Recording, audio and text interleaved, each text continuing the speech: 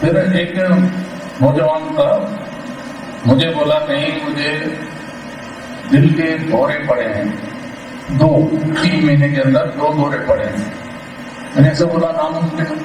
بولا کہیں میں ایمبولینس میں گیا ہوں، فلاں ہاسپٹل میں داخل ہوا ہوں، میری رپورٹیں ہیں، میرا ناممکن ہے تو میں دل کا دورہ پڑا ہوں.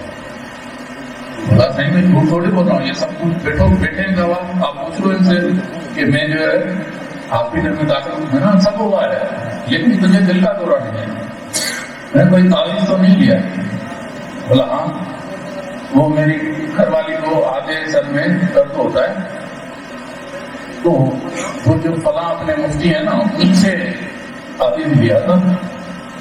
یہ دورے دونوں اس کے بعد پڑے ہیں نا؟ بولا ہاں اس کے بعد پڑے. جلدی کر وہ جا کے پانی میں ڈال، ورنہ تیسرے دورے میں مارا جائے گا. تیسرا دورہ دل کا پڑا تو مارا جائے گا. اس نے وہ فوراً گیا پانی میں، گھر والی نے تعویذ لے کے ڈال دیا. مجھے بولا گھر والی کا کیا ہوگا؟ میں نے لے آنا، اس سے علاج ہو جائے گا، کوئی مسئلہ نہیں ہے.